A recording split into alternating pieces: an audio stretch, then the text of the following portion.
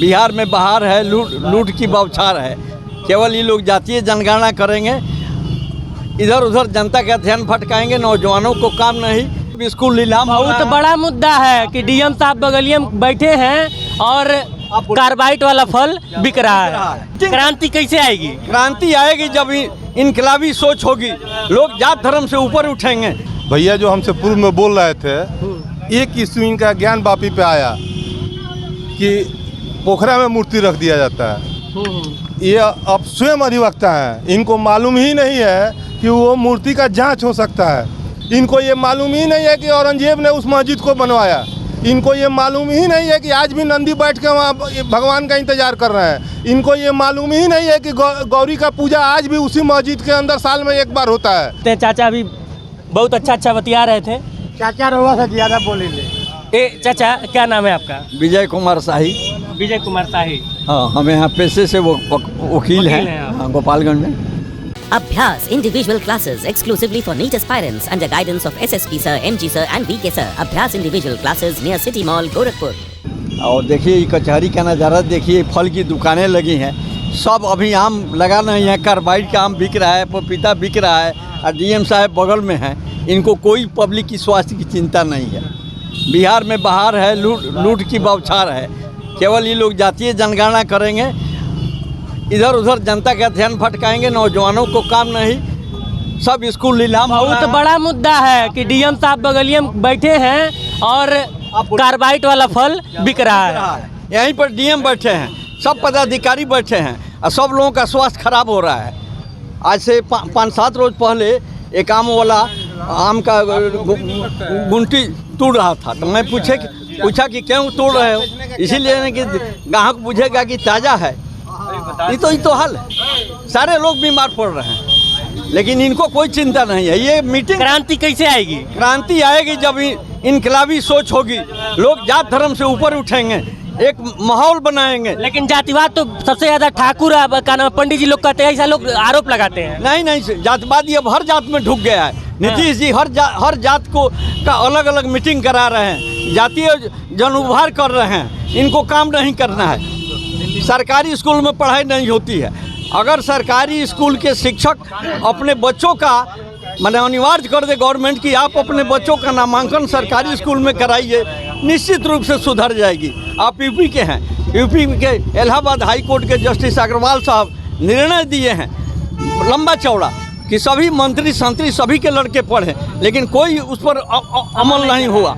तो मान लीजिए कि जोगी हो, मोदी हो, नीतीश बाबू हो, कोई भी हो, जब तक अमल नहीं करेंगे तो सुप्रीम कोर्ट क्या करेगी? आज सुप्रीम कोर्ट है या कोर्ट है जो देश को बचा रहा है, नहीं तो पूरे देश को ये लोग लूटने के कगार पर है। नास्ति विद्या समम चक्षु, विद्या के समान आँख नहीं है, और उसी आँख को फोड़ा जा रहा है, और उस आँख को फोड़ा जा रहा है तो उसको दबाने के लिए ये जातीय जनगणना, धार्मिक उन्माद। अब बताइए, कोई पोखरा में मूर्ति मिल गई, अरे उसका साक्ष्य क्या है? हम भी रख सकते हैं, और उस पर आप कोर्ट उसको साक्ष्य ट्रीट कर रहा है। आप ये कह रहे हैं कि ज्ञानवापी मस्जिद में मूर्ति रखा गया है? नहीं, मैंने हाँ, मैंने जो पोखरा में वहाँ पे तो कोई जा ही नहीं पाता, तो कौन रखेगा? अरे भाई, कौन रखेगा? ये बात तो बहुत बड़ा सवाल है ना। ये बात मत पूछिए, ये बात मत पूछिए। जैसे वहाँ पे इससे पहले हम आप बोलिएगा, ये बात ये तो राज खुलने पर आएगा। इसकी अगर जांच हो जुडिशियल साइज से तो राज खुल जाएगा। सुप्रीम कोर्ट पे भरोसा है? सुप्रीम कोर्ट पर भरोसा है। पक्का? तो सुप्रीम कोर्ट के आदेश से सब हो रहा है? सुप्रीम कोर्ट से आदेश से हुआ है, लेकिन मान लीजिए कि अब अभी आज राजू सिंह एक अच्छे कदावर नेता थे, साक्ष्य के अभाव में बरी हो गए 5 अभियुक्त। तो बिहार में ऐसा चल रहा है, चारों तरफ चल रहा है कि केस को मिटाने के लिए क्रिमिनल का प्रेशर पड़ता है, कोई गवाह नो एविडेंस में केस खत्म हो जाता है। तो एविडेंस नहीं रहेगा, सुप्रीम कोर्ट क्या करेगा? सब कुछ करेगा, लेकिन बिना एविडेंस के कैसे कोई सजा करेगा? एविडेंस तो बना दिया जाता है। जी बताइए। सुनिए ना, हम बहुत कुछ नहीं कहना चाहते हैं। पहले अपना नाम बताइए। मेरा नाम ज्योति प्रकाश बर्नवाल है। भैया जो हमसे पूर्व में बोल रहे थे, एक इशू इनका ज्ञान वापी पे आया कि पोखरा में मूर्ति रख दिया जाता है। ये अब स्वयं अधिवक्ता हैं, इनको मालूम ही नहीं है कि वो मूर्ति का जांच हो सकता है। विज्ञान इतना आगे है कि वो बता देगा कि कितना वर्ष पुराना वो मूर्ति है। इनको ये मालूम ही नहीं है, इनको ये मालूम ही नहीं है कि औरंगजेब ने उस मस्जिद को बनवाया। इनको ये मालूम ही नहीं है कि आज भी नंदी बैठ के वहाँ भगवान का इंतजार कर रहे हैं। इनको ये मालूम ही नहीं है कि गौरी का पूजा आज भी उसी मस्जिद के अंदर साल में एक बार होता है। इनको ये मालूम ही नहीं है कि उस मस्जिद के अंदर हनुमान जी का साक्षात मंदिर है जिसमें आज भी पूजा होती है। ये सनातन धर्म की बात करते हैं, अपने हिंदू हैं और कहते हैं कि कोर्ट अपने अधिवक्ता भी हैं, कहते हैं कि साक्ष्य के अभाव में क्रिमिनल बरी हो जाता है। ये बता दे कि कौन सा कानून है कि जो साक्ष्य के अभाव में सजा दे देगा। स्वयं अधिवक्ता है, ये बता दे कि कौन सा कानून है कि साक्ष्य नहीं आएगा तो जज सजा दे देगा। बताइए। साक्ष्य के अभाव में तो सजा नहीं हो वो सकता तो ये बात कह रहे थे ना कि साक्ष्य, लेकिन जो प्रेशर बनाया जा रहा है क्रिमिनल को, आते हैं तो लोग पाँव छूकर प्रणाम करते हैं। हमारे नहीं सुनिए भाई, अरे जज साहब नहीं करते हैं, हम लोग करते हैं। हम लोग लगता हो कि आप ऐसा बात करते हैं, कानून मानते हैं और कानून पर बिहार की शिक्षा व्यवस्था के बारे में आप क्या कहेंगे? देखिए, बिहार की प्राइमरी स्कूल की शिक्षा व्यवस्था के बारे में क्या कहेंगे? देखिए, सरकारी स्कूल की शिक्षा व्यवस्था ध्वस्त है। सरकार कोई भी हो, क्रांति कैसे आएगी? जब तक पेट में आग नहीं लगेगी क्रांति नहीं आएगी। क्रांति तब आती है जब पेट में आग लगती है, क्रांति तब आती है जब बच्चे भूख से मरते हैं, क्रांति तब आती है जब परिवार में लोग दवा के अभाव में मरते हैं। क्रांति नहीं आएगी। सरकार की ऐसी पॉलिसी है कि क्रांति नहीं आएगी। क्रांति आएगी तो जब आप जैसे बुद्धिजीवी लोग यह बात कहेंगे तो क्रांति कहाँ से आएगी? क्योंकि वकील साहब देखिए, बोलिए और सवाल कीजिए। सबसे ज़्यादा अगर पत्रकारों को भी सवाल करने में अगर डर लगता है तो वकीले साहब लोगों से लगता है। कहें कि संविधान का पन्ना, आर्टिकल, आईपीसी, फलान ढेकान सारा एकदम रट के आए हुए होते हैं, लेकिन फिर भी डराते एक सवाल पूछ रहा हूँ। ये बताइए कि जब आप जैसा बुद्धिजीवी यह बात कहेगा कि जब तक पेट में आग नहीं लगेगी, जब तक लोग गरीबी से एकदम झुलस नहीं जाएंगे, जब तक मरने की कगार पे नहीं आ जाएंगे, तो ये बताइए हम और आप जैसे बुद्धिजीवी खड़ा होकर यानी तब तक तमाशा देखें? देखिए, आज वकील साहब हमको वकालत वाला जवाब नहीं चाहिए, इंसानियत वाला जवाब चाहिए। के सवाल पे आज के परिवेश में सत्ता मिलता है वोट के आधार पे, और वोट मिलता है आम जनता के सहयोग से। और आम जनता आज इतना स्वार्थ में है कि उसको फ्री में राशन चाहिए, फ्री में किसान का पैसा चाहिए। मैं आपको बता दूं कि फ्री का मतलब ये लोग जानते ही नहीं है कि क्या होता है। 6,000 रुपया किसान निधि से आपको पैसा मिलता है। डीजल का रेट 40 रुपये से 100 रुपये कर दिया जाता है। साधारण किसान भी साल में 100 लीटर डीजल जलाता है, 6,000 रुपया उसका उसी में लग जाता है। उसको ये मालूम ही नहीं है। हम इतना ना स्वार्थभूत में हो गए हैं कि हमें फ्री में चाहिए। सरकार पैसा छापती है क्या? मेरा ही टैक्स लेके आपको फ्री में देती है। आज टैक्स इतना हो गया है कि टैक्स पेड पैसा से टैक्स पेड सामान खरीदा जाता है। जैसे आप चलिए कोई व्हीकल खरीदने चलिए, हम टैक्स पेड पैसा से व्हीकल खरीदते हैं और 100% टैक्स दे के खरीदते हैं। उस पर भी टैक्स देते हैं, उस पर भी टैक्स, और टैक्स दे के रोड पे लाते हैं और वहाँ पे भी टैक्स देते हैं। और फिर डीजल भरवाते हैं तो टैक्स वाला डीजल भरवाते हैं, और फिर 4 लेन पर चलते हैं तो टैक्स देते हैं। तो जनता को आदत हो गया है टैक्स दे करके फ्री में पैसा पाने का। फ्री कहीं नहीं होता है। हम जो टैक्स देते हैं वही मिलता है, हमको समझ में नहीं आता है। और इस बात को समझने के लिए आपको शिक्षा चाहिए, और शिक्षा इस देश में सरकार किसी की हो, शिक्षा ध्वस्त रहेगा तभी आप हमको वोट देते रहिएगा। ये एक पॉलिसी है और इस पॉलिसी के तहत लोग काम करते हैं। अब जैसे मैं यहाँ चाय के दुकान पे खड़ा हूँ, मैंने अभी भाई साहब से पूछा कि भाई जब आप NAG में नौकरी करते हैं, 75,000 रुपया कमाते हैं, तो चाय की दुकान लगाने का क्या मतलब है? इन्होंने कहा कि मैं नौजवानों को संदेश दे रहा हूँ। अरे भाई, आप संदेश चाय बेचने का दे रहे हैं, आप संदेश NAG में भर्ती होने का दीजिए ना। आप ट्रेनिंग स्कूल खोलिए ना, आप नौजवानों को बताइए ना। उन्होंने एक मिनट सुनिए, उन्होंने यह नहीं कहा, उन्होंने ये कहा कि मैं इसलिए खोला हूँ कि जो किसी लायक ना हो पाए, कई लोग संकोच करते हैं कि हम ठेला लगाए। बात सुनिएगा वकील साहब पहले। मैं आऊँगा आपके पास, लेकिन आपकी बात थोड़ी सी रख लूँ। उनका ये मंतव्य था कि जैसे पंडित जी या बाबू साहब के घर के बड़का मतलब जितने भी तथाकथित बड़का लोग हैं, जिनके घर पे भले से खाने की व्यवस्था ना हो, लेकिन कालट क्रिच टाइट करके कहेंगे कि हम ठेला लगाएंगे, उनको प्रेरणा देने के लिए उन्होंने ये ठेला लगाया है। गलत आदमी प्रेरणा से आगे नहीं बढ़ता है।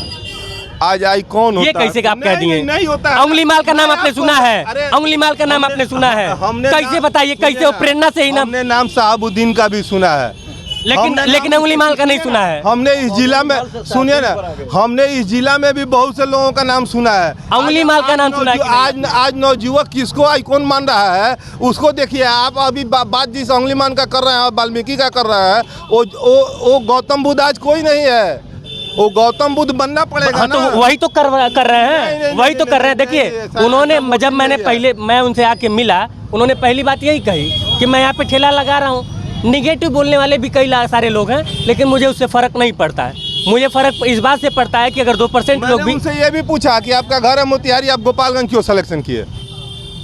आपको मोतिहारी सिलेक्शन करना चाहिए। क्या गोपालगंज में आपको ज्यादा बेरोजगारी और क्रीज टाइट करने वाले लोग नजर आते हैं? क्षेत्रवाद, तब अगर मोतिहारी में कह लेते तो कहते आप क्षेत्रवाद कर रहे हैं। नहीं, मोतिहारी में उन्होंने आरोप लगाने वाले तो कुछ भी आरोप लगाने लोग उनको पहचानते हैं, मोतिहारी में लोग जानते हैं, इसलिए उन्होंने मोतिहारी में नहीं किया। आज सोशल मीडिया पे वो चल रहा है, कौन नहीं देख रहा होगा उनको? गोपालगंज में आया कौन बन रहा है? मोतिहारी में बनने का उन्होंने, मोतिहारी वाले लोग नहीं देख रहे होंगे। नहीं, ये तो आरोप खाली आप लगा रहे हैं, पूरा लपेट लिए। क्या कहेंगे? देखिए सर का कहना था कि ये चाय बेचने का संदेश दे रहे हैं। मेरा संदेश चाय बेचने का नहीं है। दुनिया में, मतलब इंडिया में या वर्ल्ड में बहुत सारे ऐसे काम है, छोटी से छोटी काम है। सिर्फ चाय बेचने का ही कोई काम नहीं है, बहुत सारी ऐसी छोटी छोटी काम है जो इसमें आप करके अगर छोटी छोटी कामों में अगर अपना मेहनत लगन लगा के काम कीजिएगा तो उस काम को बहुत बड़े मुकाम पे ले जाया जा सकता है। अंबानी ने क्या किया था? पेट्रोल पंप पे रहे थे ना, तो ऐसे आप कर सकते हैं, कोई भी काम कीजिए।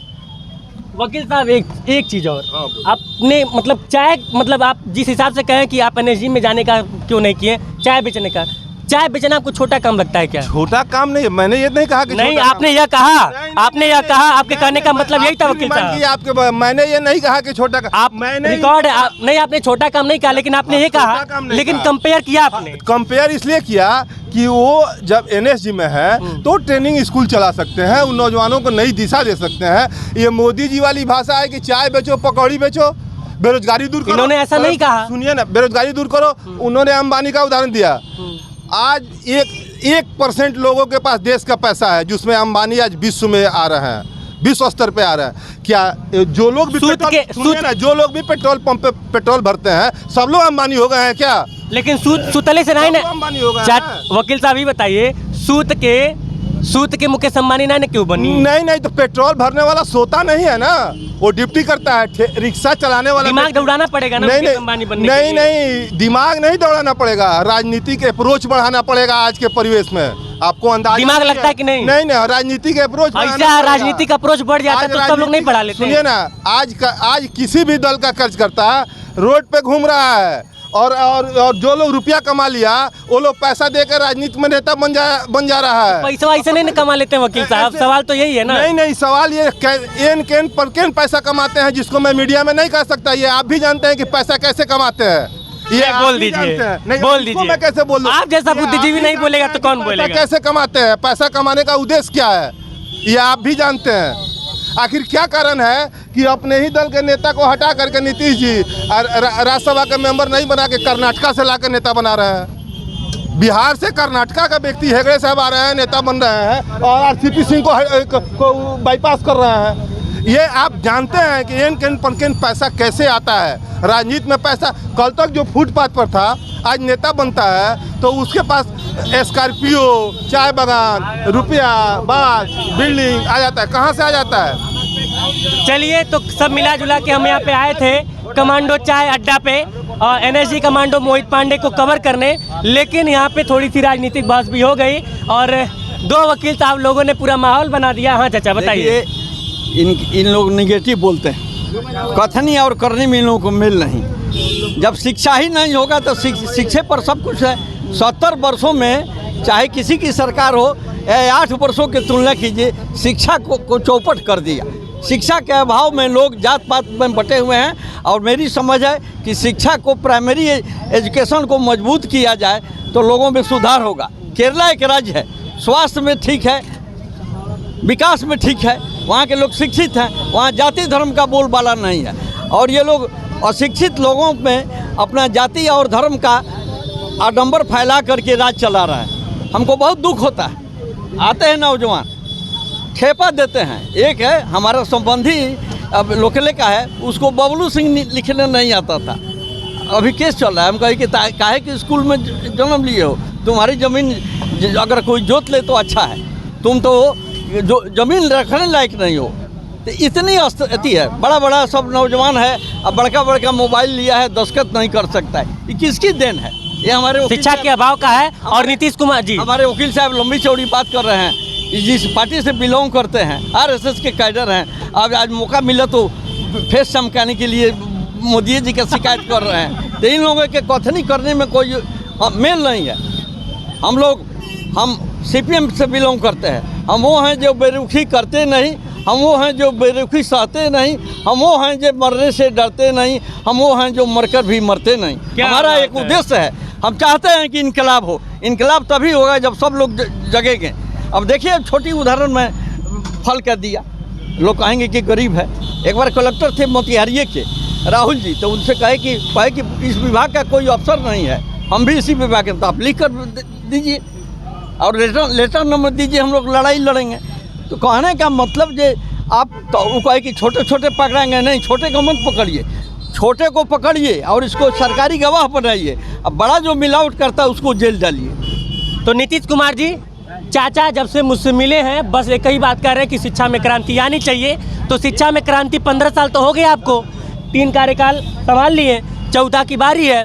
लेकिन यदि बिहार की शिक्षा व्यवस्था ऐसे ही रही तो बिहार का भविष्य कहाँ जाएगा, ये थोड़ा बताइएगा, क्योंकि ये बहुत बड़ा सवाल है। बाकी हम लोग आए तो थे यहाँ पे एनएसजी कमांडो मोहित पांडे को कवर करने, जो कि अपने छुट्टी के दिनों में लोगों को प्रेरित करने के लिए कि कोई भी काम छोटा या बड़ा नहीं होता है। चाय का ठेला लगा लिए हैं, छुट्टी कंप्लीट हो जाएगी तो इसके बाद से फिर ये वापस अपने ड्यूटी पे चले जाएंगे। बिहार में प्रवेश किए हैं, बिहार घूम रहे हैं, बिहार को आपको दिखाने का पूरा प्रयास करेंगे। बाकी कैमरे के उस पार से मेरा सहयोग कर रहे हैं आयुष ठाकुर, मैं विकास गोस्वामी और आप इनसाइड भारत टीवी देख रहे हैं। धन्यवाद।